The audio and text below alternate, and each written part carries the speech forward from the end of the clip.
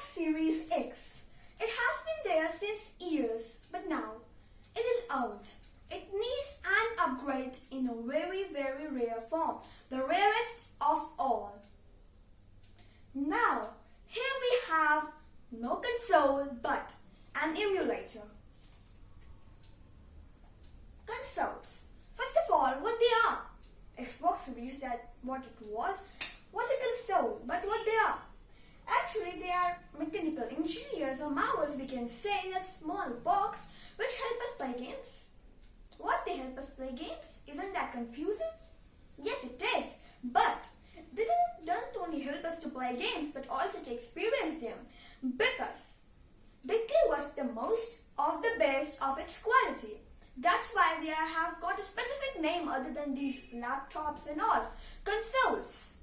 And they have been with us since the very, very early ages. We cannot say very early ages, but the early modern ages. They have been with us. We have been using them unknowingly.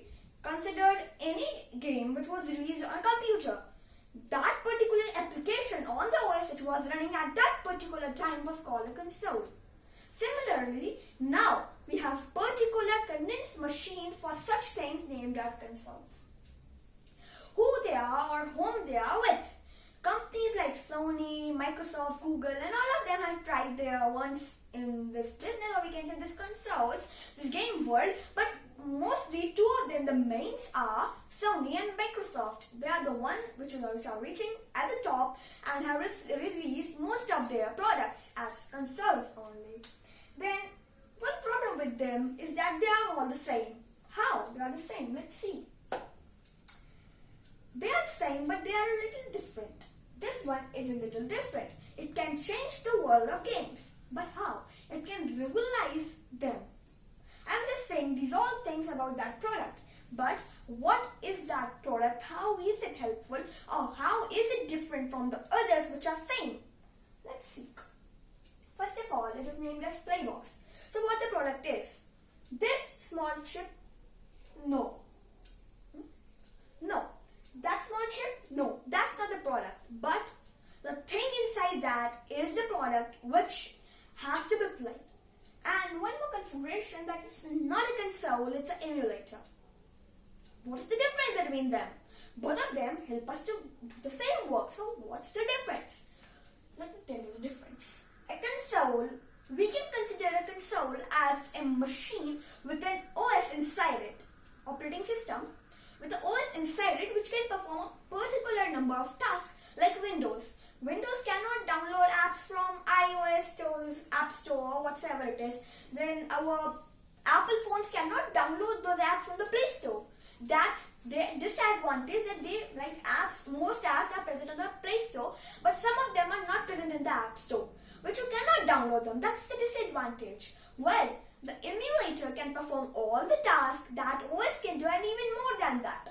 The emulator of the console can perform each and every task that console can perform, and even more than that. How? Let's see. Like, if you want to play Cosmic Destruction, which is a built-in game, you need this, a Sony PSP, which is a console with an OS.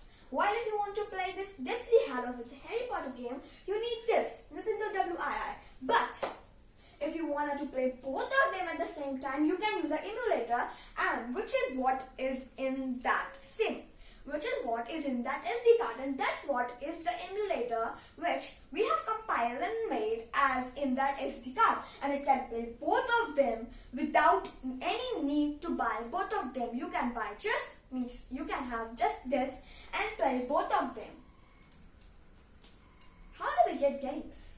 In each of every console there are CD drives.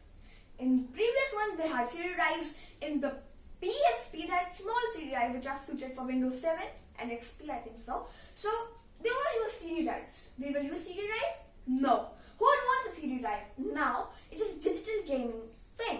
We can download games always digital. But how? Let's consider any game around us, like low graphic game. They are even from 8 to 10 GBs. They are such large in number that how could they be digitally downloaded? But they can be, because in an OS they have a specific RAM, so specific storage, and the speed is even connected to the internet. They don't have any such internal speed. But emulators can run anywhere. Windows, Linux, and Mac, then Android, iOS, everyone. So they extract, or we can say they use the speed of your PC, which can be upgraded. Means this emulators can be upgraded as your laptop PC can be upgraded, and that's how these emulators download games from such high RAMs, such high storage which are present in your PCs or computers. Similarly, they do like things. They have many features such as compatibility. Those consoles can only be compatible with nothing. They have just got you a HDMI cable which you can connect with your TV, even if it has to be a smart TV, and then you can play the game. But what about those who don't have? They cannot play on laptops or PCs. They only need a smart TV just to play.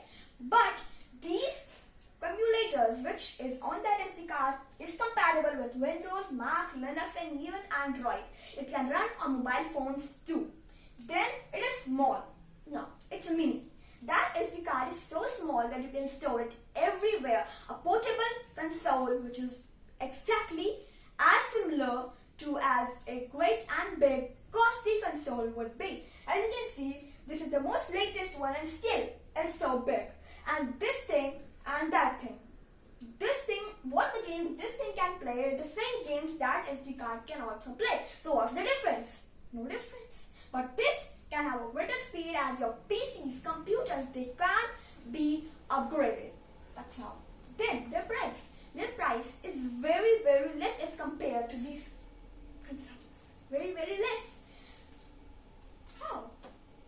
Let's see, if you want to play the same game, Cosmic Destruction, on this PSP, the PSP console would cost you around 7,000. Too costly at this time even.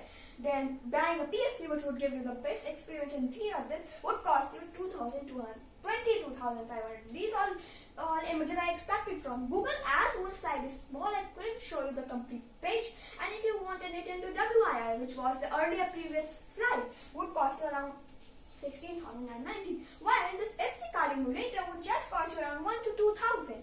But how? Because it only costs the price of that SD card and the emulator, which is completely different from this OS, because they have a complete company working on it. They have to build the OS, their restrictions and whatnot. They have to build a CD drive which is compatible with their servers, because you cannot run any one of them, right? That's too costly. But this SD card is compatible with all of them as the emulator, and you can see that SD card can fit each of the place where you want. Computers everywhere. That's how it becomes very, very less costly than others. But what would we use? For example, take a controller which is provided with most of the consoles. How would they connect to that SD card, right? We will not use them. A joystick which is used with Nintendo WII? No, we will not even use that. This? No. We will use our device, a keyboard.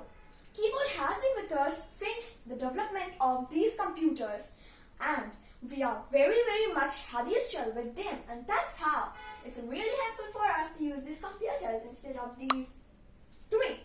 So that's how our emulator is very, very helpful against these consoles.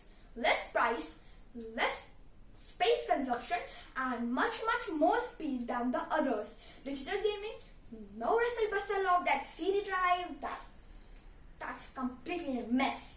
So this console, or we can say this mini console as an emulator, is the best place for your hands, because the best hands deserve the best 10.